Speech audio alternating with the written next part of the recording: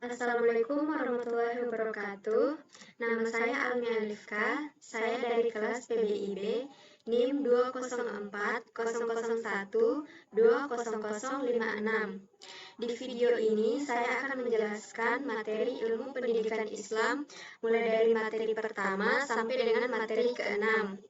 Ilmu pendidikan Islam. Materi yang pertama yaitu pengertian pendidikan Islam. Menurut Ahmad Tafsir, kata Islam dalam pendidikan Islam menunjukkan warna pendidikan tertentu, yaitu pendidikan yang berwarna Islam. Dengan begitu, pendidikan yang Islami berarti pendidikan yang berdasarkan Islam. Ahmad Tafsir mendefinisikan pendidikan sebagai bimbingan yang diberikan kepada seseorang agar ia berkembang secara maksimal. Berdasarkan pengertian pendidikan inilah, Ahmad Tafsir memandang bahwa pendidikan Islam itu tidak lain sebagai bimbingan yang diberikan oleh seseorang kepada seseorang agar ia berkembang secara maksimal sesuai dengan ajaran Islam. Dengan kata lain, pendidikan Islam itu berarti bimbingan terhadap seseorang agar ia menjadi muslim semaksimal mungkin. Materi yang kedua adalah dasar dan tujuan ilmu pendidikan Islam. Dasar ilmu pendidikan Islam. Ilmu pendidikan Islam isinya adalah teori-teori tentang pendidikan yang berdasarkan Islam, yaitu berdasarkan pada Al-Quran, hadis, dan akal. Tujuan pendidikan Islam. Terdapat 4 pendapat tentang tujuan pendidikan Islam. Yang pertama yaitu Al-Attas. Menurut Al-Attas, tujuan pendidikan Islam adalah manusia yang baik. Yang kedua, Marimba. Terbentuknya manusia yang berkepribadian Muslim. Yang ketiga, Al-Abrashi, yaitu manusia yang berakhlak mulia. Dan yang terakhir, Abdul Fattah Jalal, yaitu terwujudnya manusia sebagai hamba Allah. Materi yang ketiga yaitu lapangan penelitian pendidikan Islam atau ruang lingkup penelitian pendidikan Islam meliputi pendidikan kegiatan, mengoptimalkan perkembangan potensi, kecakapan, dan karakteristik pribadi peserta didik, komponen-komponen proses pendidikan, interaksi pendidikan, tujuan pendidikan, lingkungan pendidikan, dan pergaulan pendidikan, pengembangan segi-segi kepribadian, pengembangan kemampuan kemasyarakatan, pengembangan kemampuan melanjutkan studi, dan pengembangan kecakapan dan kesiapan untuk bekerja. Materi yang keempat adalah alat-alat pendidikan Islam. Alat pendidikan Islam adalah segala sesuatu yang dapat digunakan untuk mencapai tujuan pendidikan Islam. Dengan demikian, alat ini mencakup apa saja yang dapat digunakan, termasuk di dalamnya metode pendidikan Islam.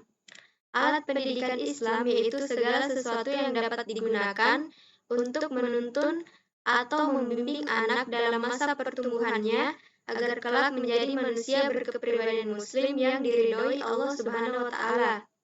Oleh karena itu, alat pendidikan ini harus arah dengan Al-Quran dan As-Sunnah, atau dengan kata lain tidak boleh bertentangan dengan Al-Quran dan As-Sunnah. Materi yang kelima yaitu faktor-faktor determinan dalam pendidikan Islam. Menurut Sulaiman Sa'ad, faktor determinan dalam pendidikan Islam adalah satu faktor yang tegas, menentukan atau final sifatnya dalam satu relasi sebab akibat sebagai upaya mencapai tujuan pendidikan Islam. Dipertegas oleh Zakiyah Darajat bahwa faktor determinan pendidikan Islam merupakan sesuatu yang ikut menentukan keberhasilan pendidikan Islam dan memiliki beberapa bagian yang saling mendukung satu sama lain, sehingga dapat dipahami bahwa faktor determinan dalam pendidikan Islam adalah berbagai hal yang saling mendukung satu sama lainnya sebagai penentu keberhasilan pendidikan Islam.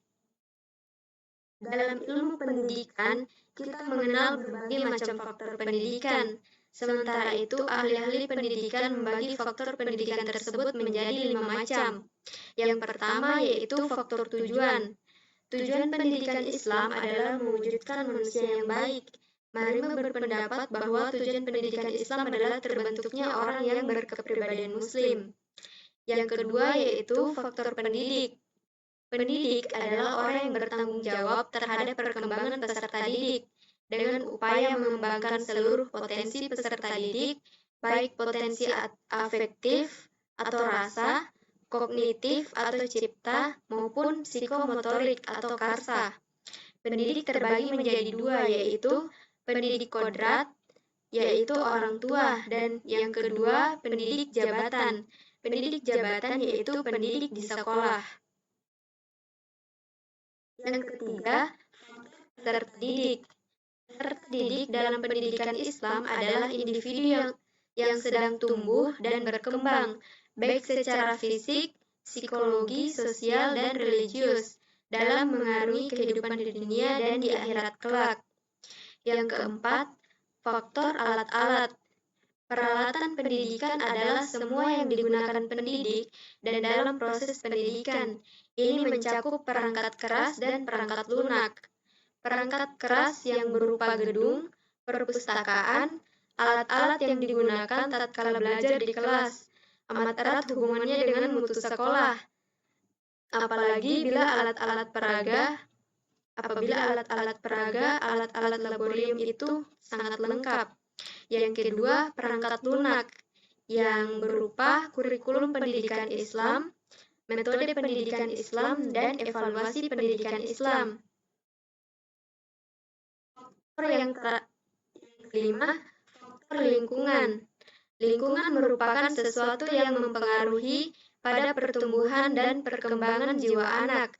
Adapun pengaruh lingkungan dapat dibagi menjadi dua, yaitu yang pertama, pengaruh lingkungan dapat dikatakan positif bila mana lingkungan itu dapat memberikan dorongan atau motivasi dan rangsangan kepada anak untuk berbuat hal-hal yang baik.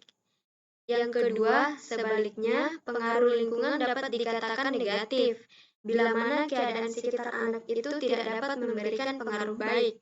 Oleh karena itu, berhasil atau tidaknya pendidikan Islam di sekolah juga banyak ditentukan oleh keadaan lingkungan daripada peserta didik. Materi yang terakhir adalah aliran-aliran dalam pendidikan Islam. Secara etimologi, kata aliran adalah bentuk nomina dari kata alir, yang kemudian mendapat akhiran an, yang berarti haluan, pendapat, dan paham. Sedangkan di dalam literatur Arab disebut dengan al-mazhab. Kata aliran atau mazhab secara terminologi adalah pendapat atau pemikiran seseorang dalam memahami sesuatu, baik dalam bidang filsafat, hukum, politik, ekonomi, dan lain-lain, yang kemudian diikuti oleh beberapa kelompok orang. Aliran-aliran dalam pendidikan. 1.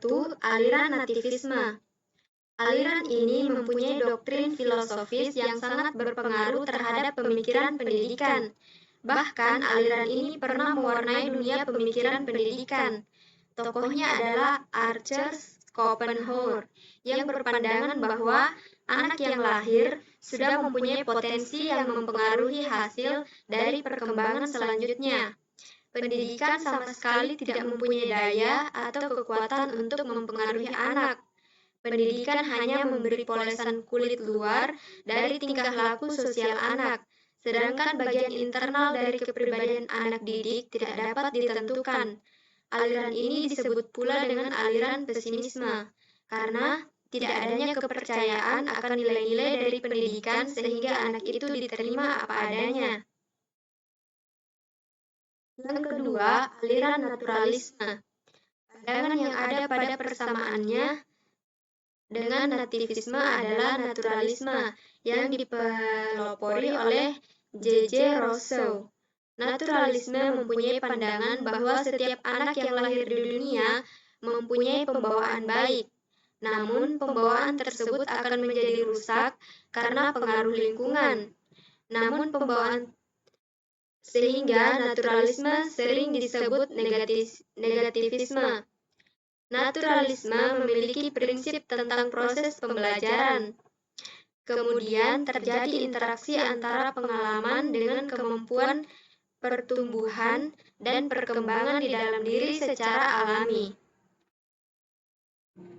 Yang ketiga, aliran empirisme. Tokoh utamanya adalah John Locke.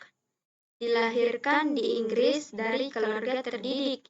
Ia dianggap sebagai pemberi titik terang dalam perkembangan psikologi, dikarenakan teorinya seakan memberi paradigma baru dalam pemikiran pendidikan. Teorinya yang terkenal adalah teori tabula rasa, yang mengibaratkan anak yang baru lahir bagaikan kertas putih bersih, atau kosong, atau meja yang berlapis lilin. Di atas kertas atau lilin itu dapat ditulis apa saja sesuai dengan keinginan. Teori tabula rasa yang dikemukakan oleh John Locke menekankan arti penting dari pengalaman dan lingkungan dalam mendidik anak. Adapun pembawaan itu dianggap tidak berpengaruh pada aspek pendidikan anak, karena penekanan pendidikan terletak pada aspek lingkungan dan pengalaman. Maka alirannya dikatakan bercorak empiris. John Locke berusaha mendekatkan pendidikan itu dengan situasi. Yang keempat adalah aliran konvergensi. Aliran ini diperkenalkan oleh seorang ahli ilmu jiwa berkebangsaan Jerman bernama William Sturm. Lahir di Jerman pada tanggal 28 April 1871. William Sturm berpandangan bahwa antara hereditas dan milieu saling berkaitan dan saling memberi pengaruh terhadap pertumbuhan dan perkembangan manusia. Secara kodrati, manusia telah dibekali dengan bakat atau potensi. Akan tetapi, untuk berkembang ke arah yang lebih baik, perlu adanya pengaruh dari luar, berupa tuntunan dan bimbingan melalui pendidikan. Aliran konvergensi adalah aliran yang banyak dianut oleh para pendidik dewasa ini, sementara aliran nativisme dan empirisme telah mulai usang dan mulai banyak ditinggalkan oleh penganutnya. Dalam pandangan Islam, kemampuan dasar atau pembawaan disebut dengan fitrah. Secara etimologis, fitrah berarti sifat asal, kesucian, bakat, dan pembawaan. Secara terminologi, Muhammad Al-Jurjani menyebutkan bahwa fitrah adalah tabiat yang siap untuk menerima agama Islam. Yang kelima adalah aliran progresivisme. Tokoh aliran progresivisme adalah John Dewey. Aliran ini berpendapat bahwa manusia mempunyai kemampuan-kemampuan yang wajar dan dapat menghadapi serta mengatasi masalah yang bersifat menekan, ataupun masalah-masalah yang bersifat mengancam dirinya. Aliran ini memandang bahwa peserta didik mempunyai akal dan kecerdasan. Hal itu ditunjukkan dengan fakta bahwa manusia mempunyai kelebihan-kelebihan jika dibandingkan dengan makhluk lain. Yang keenam adalah aliran konstruktivisme. Gagasan pokok aliran ini diawali oleh Giambattista Vico, seorang epistemiolog Italia. Ia dipandang sebagai cikal bakal lahirnya konstruktivisme. Ia mengatakan bahwa Tuhan adalah pencipta alam semesta dan manusia adalah ciptaan dari Tuhan. Mengerti berarti mengetahui sesuatu jika mengetahui. Hanya Tuhan yang mengetahui segala sesuatu, karena Dia pencipta segala sesuatu itu.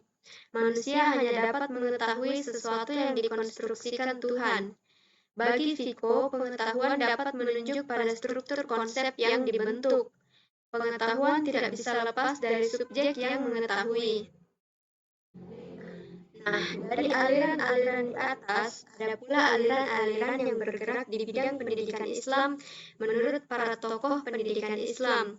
Di antaranya yang berpendapat yaitu Ibnu Miskawai, dan Al-Ghazali. Menurut Ibnu Miskawai, bahwa seorang anak telah mempunyai kemampuan-kemampuan alamiah. Akan tetapi, mengandalkan kemampuan tersebut tidak cukup untuk mendidik seseorang, dan harus ada faktor-faktor lain yang mempengaruhi. Seorang anak yang lahir dari keluarga dokter, belum tentu ia dapat mengikuti profesi keluarganya. kalau ia tidak dibekali dan didasari dengan bakat serta kecenderungan anak itu ataupun hal-hal lain yang mempengaruhinya. Sedangkan menurut Al-Ghazali, dia berpendapat bahwa anak yang lahir telah membawa fitrahnya sendiri, kecenderungan, serta warisan dari orang tuanya. Kesemuanya itu perlu diberi pendidikan. Jika ia bengkok, maka harus diluruskan. Jika salah, maka harus dibenarkan. Dan jika sudah benar, maka harus diarahkan pada pengembangannya. Faktor internal dan eksternal keduanya sangat berperan dalam perkembangan anak didik. Mungkin itu saja yang dapat saya jelaskan. Kurang dan lebihnya mohon dimaafkan. Saya akhiri dengan wassalamualaikum warahmatullahi wabarakatuh.